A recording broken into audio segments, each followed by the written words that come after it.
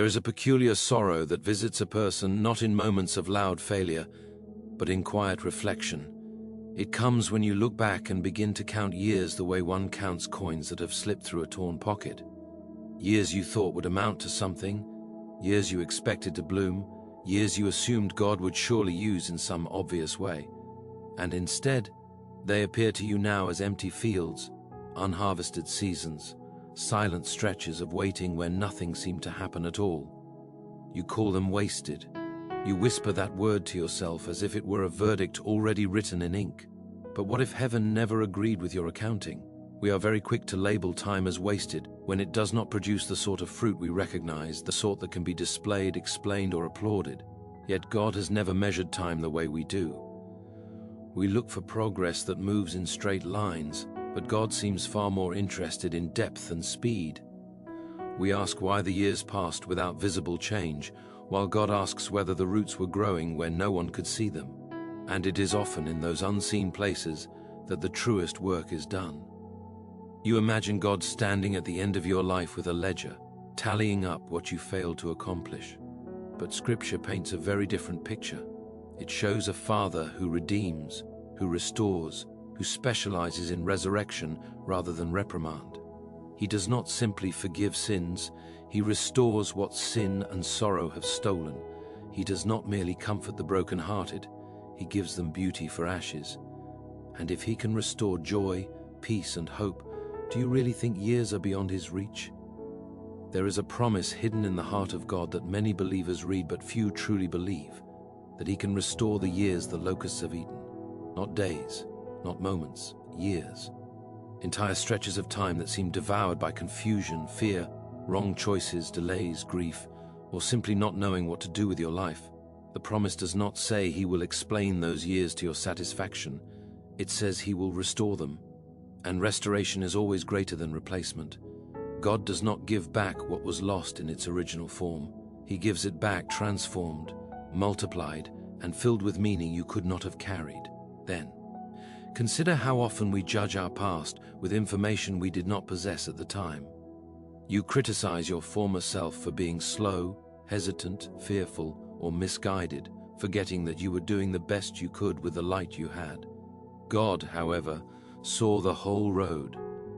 He knew what lessons you were learning even when you thought you were standing still. He knew which ambitions needed to die before better ones could be born. He knew which prayers he delayed answering, because an early yes would have crushed you rather than helped you. We are fond of imagining that had God acted sooner, life would have been better. But sooner is not always kinder. There are blessings that arrive only when the soul has been strengthened enough to carry them without arrogance or fear. Those quiet years you resent may have been years in which God was enlarging your capacity, teaching you endurance, humility, compassion, and discernment. These are not glamorous virtues, but they are essential ones. Without them, success becomes a burden and purpose becomes a prison. You see, God is not wasteful, but he is patient. He does not rush the work of shaping a human heart. We want quick transformations because we are tired of waiting, but God is concerned with lasting change. A hurried miracle may impress, but a slow restoration transforms. And often, the years you call wasted were years in which God was quietly removing what could not come with you into the next season.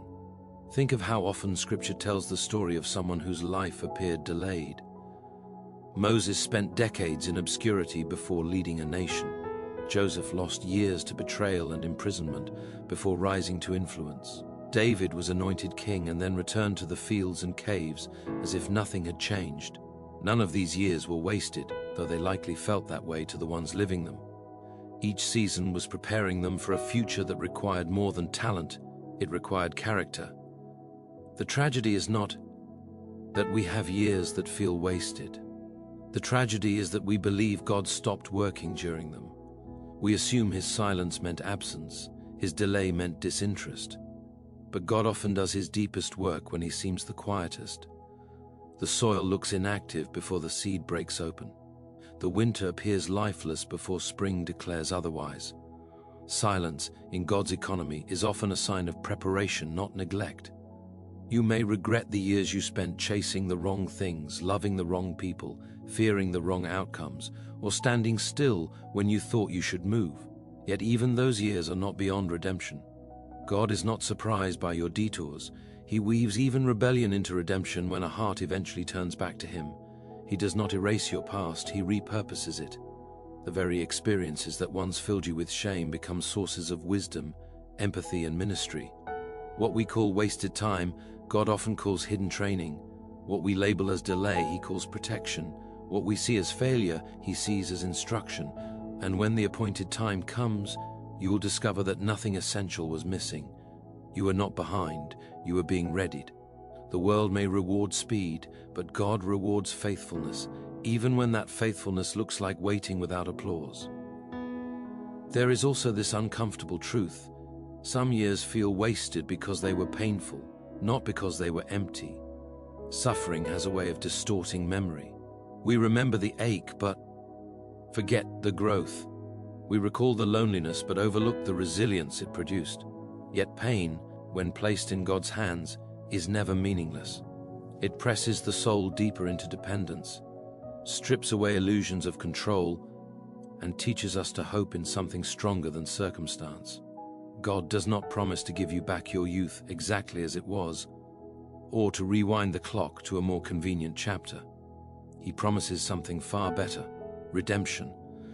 And redemption does not move backward, it moves forward with power. It takes what was broken and makes it useful. It takes what was delayed and makes it timely. It takes what was lost and makes it purposeful.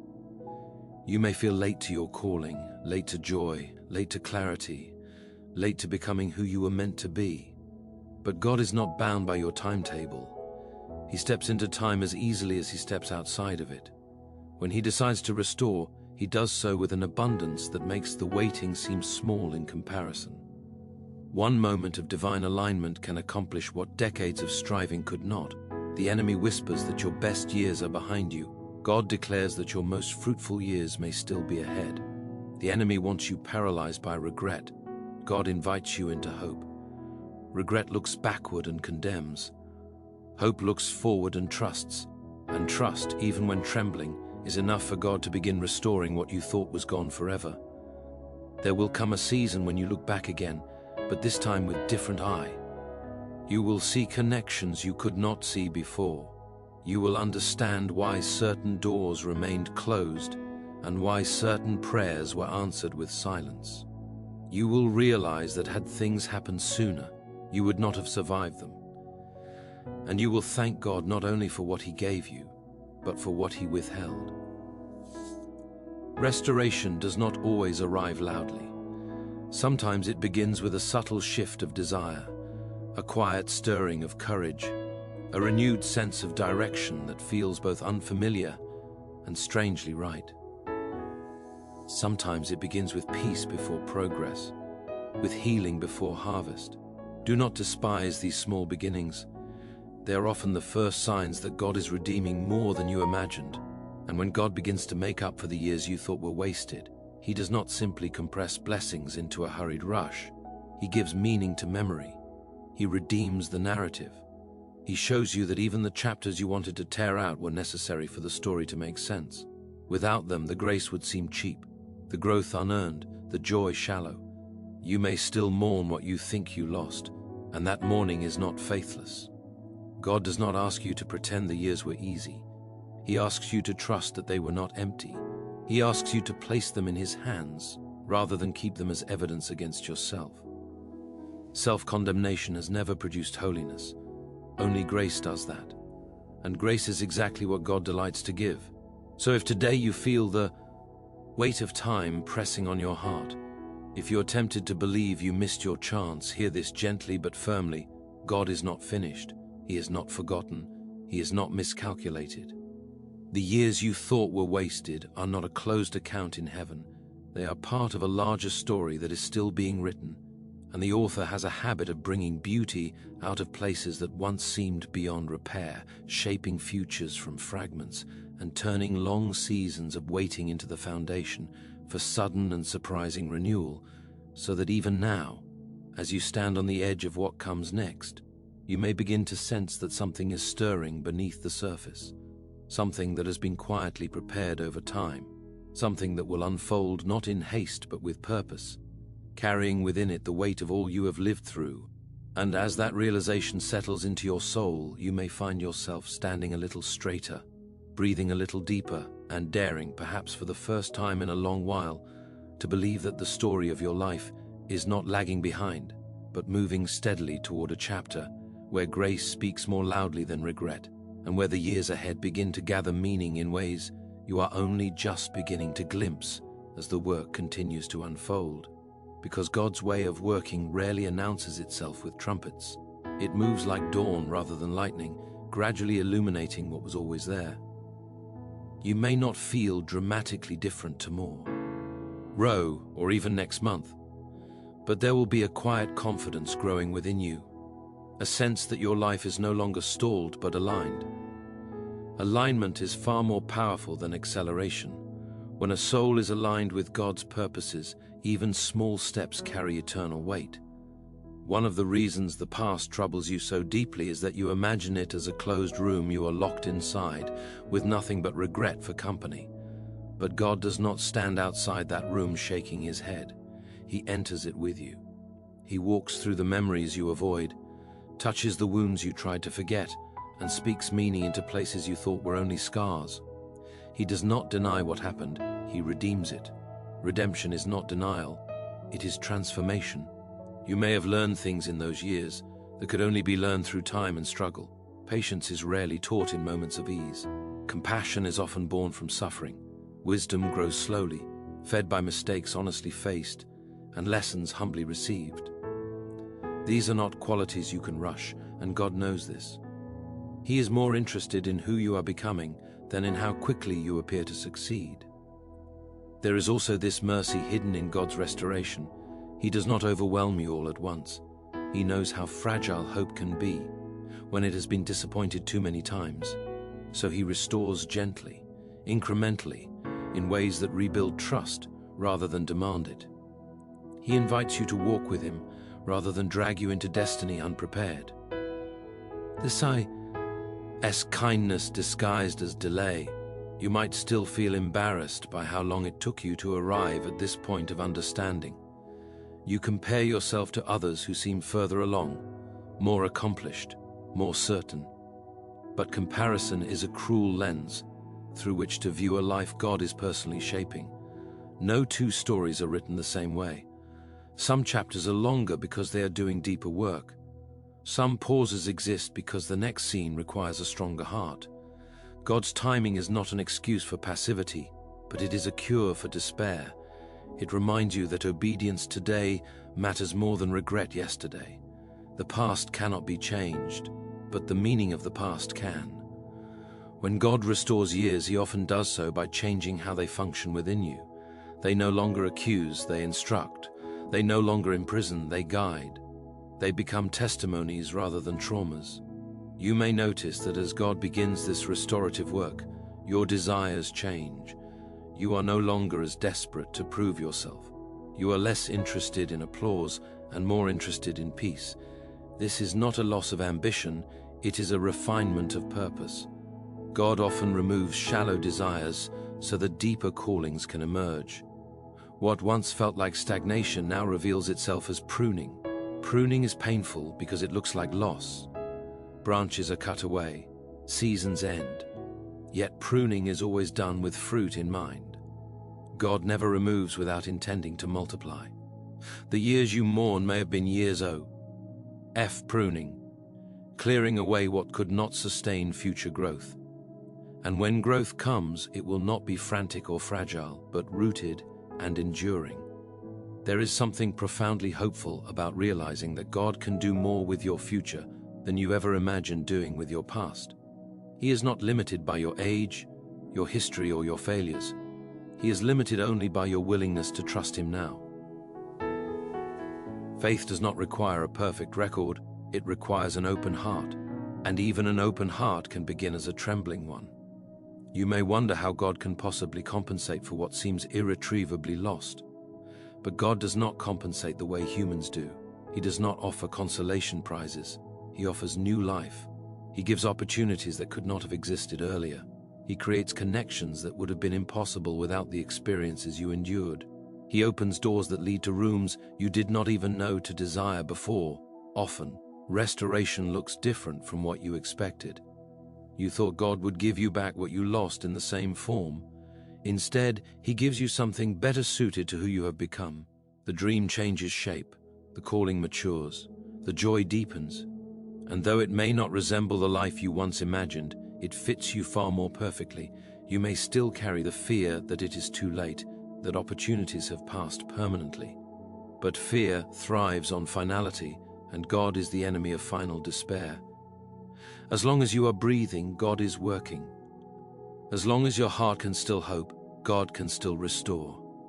The notion of too late belongs to a world without resurrection, not to a God who raises the dead. The years you thought were wasted have given you a sensitivity to time you might not otherwise possess. You value moments now. You notice grace more quickly. You understand the fragility of life and the importance of living it with intention. These are not small gifts. They are the marks of a soul that has been shaped rather than spared. You may find yourself grieving not only lost time, but lost versions of yourself. The person you thought you would be by now, the life you imagined living. Grief for these things is real and valid. God does not scold you for mourning them. He meets you in that grief and gently redirects your gaze, not to what might have been, but to what still can be. There is a strange freedom that comes when you finally stop trying to outrun your past and allow God to redeem it instead. You no longer have to prove that those years were not wasted. God will do that in His own way. Your task is simply to walk forward with Him, attentive, obedient, and willing to be surprised by grace. Sometimes restoration comes through service, through using your story to help someone else who is still lost in the very season you survived. What once felt useless suddenly becomes invaluable.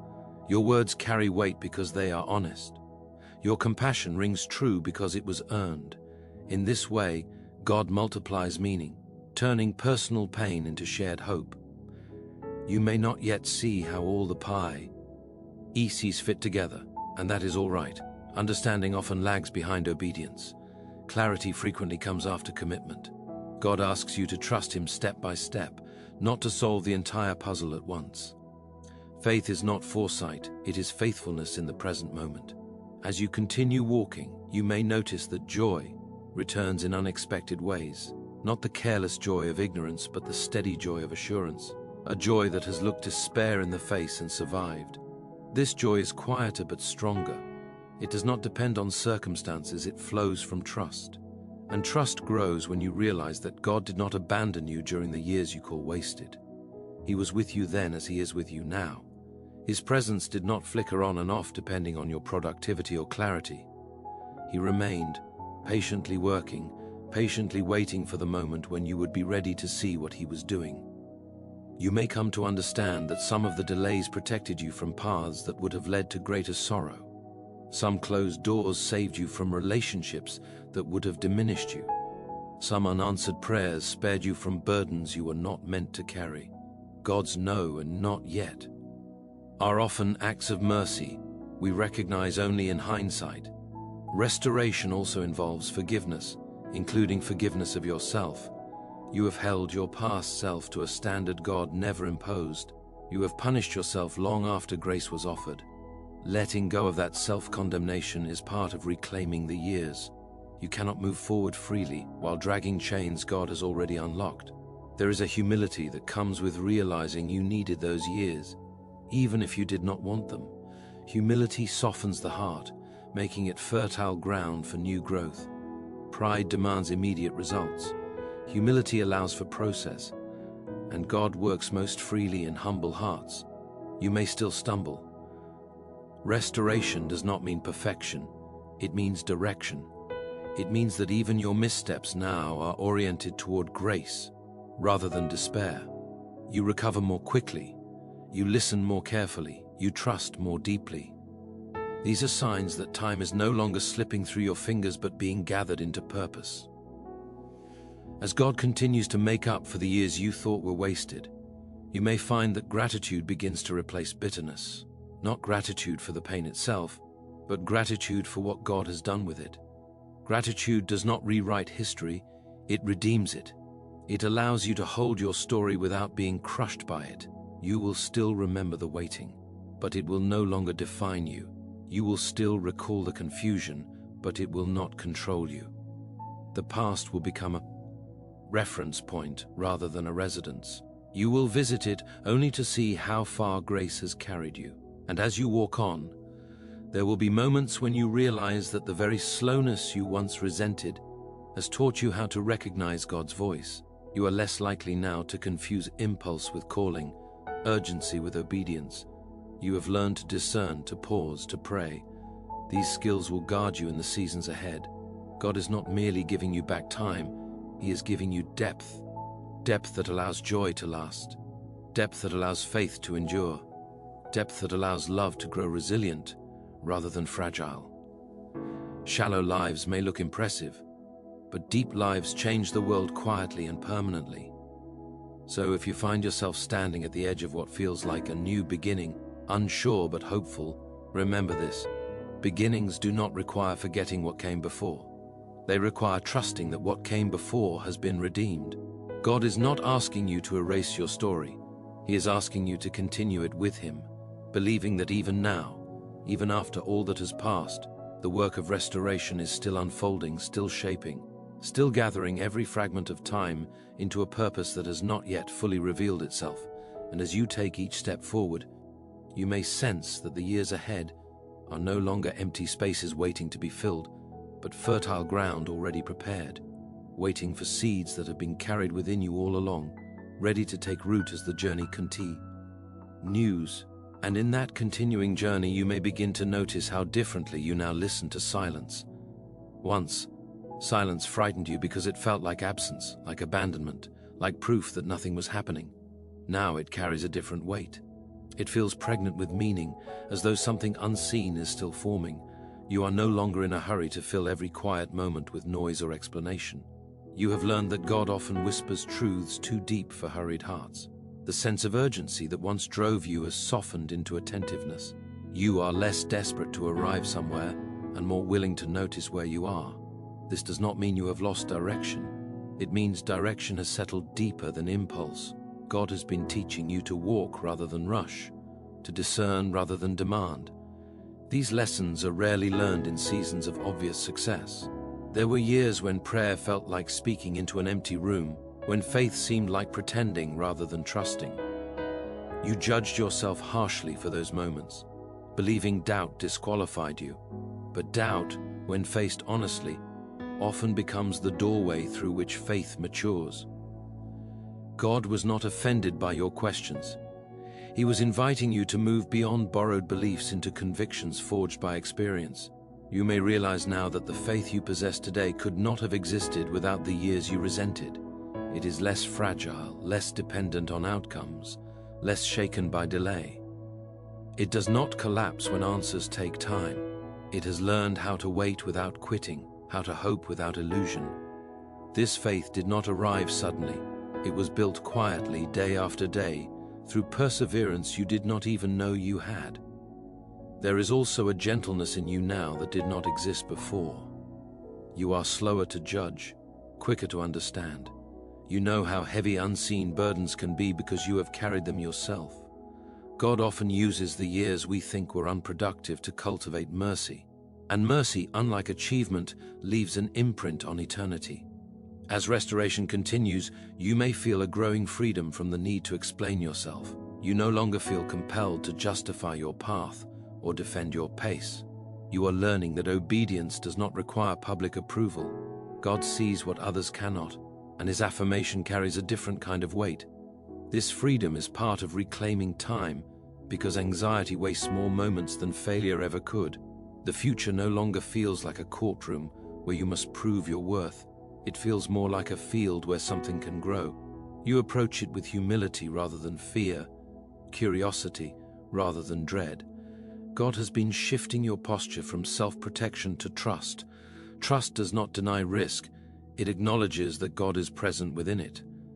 You may still remember specific days when you felt especially lost, when direction seemed completely absent, yet even those days had a purpose you could not see. They taught you what it feels like to need God rather than merely include Him. Need strips away pretension. It brings the heart to a place where grace can be received rather than managed. There is a subtle but profound change happening as God restores the years. Your identity is no longer anchored primarily in what you do or fail to do. It is becoming rooted in who you are before God. This shift changes everything. When identity is secure, time is no longer an enemy. You are free to grow at the pace God sets rather than the pace comparison demands. You may notice that doors are opening now in ways that feel unforced. Opportunities arise without manipulation. Conversations lead naturally to connection. This is often how restored time works. God does not require frantic effort to catch up. He aligns circumstances so that forward movement feels purposeful rather than panicked. Even when challenges appear, they no longer convince you that you have fallen behind again.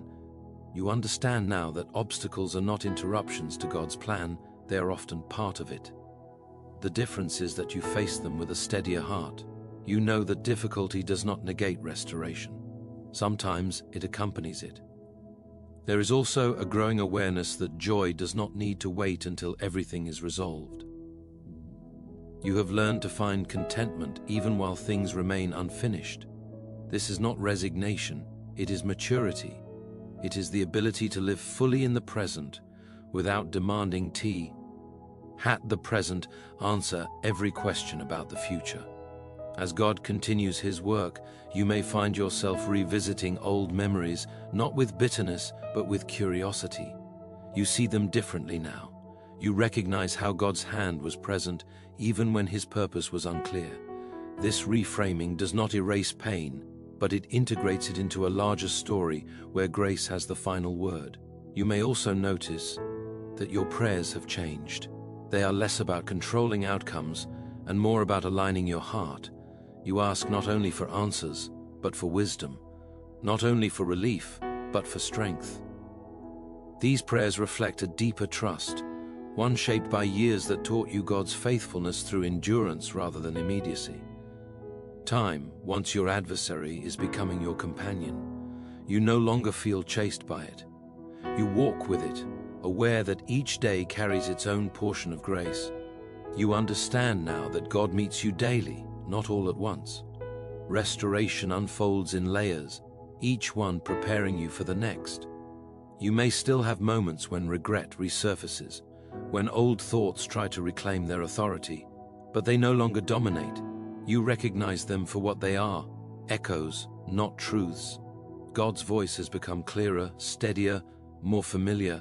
It speaks not condemnation, but invitation. Invitation is at the heart of restoration.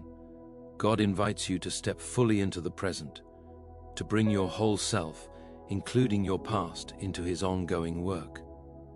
He does not ask you to, forget where you have been. He asks you to trust where He is leading. There is also a quiet courage forming in you, not the loud courage of dramatic gestures, but the steady courage of consistency. You show up. You remain faithful in small things. You persist even when progress feels slow. This courage is born from the understanding that time spent with God is never wasted, even when results are invisible. As you continue, you may realize that your life is no longer defined by the question of what you missed, but by what you are becoming. Becoming requires time.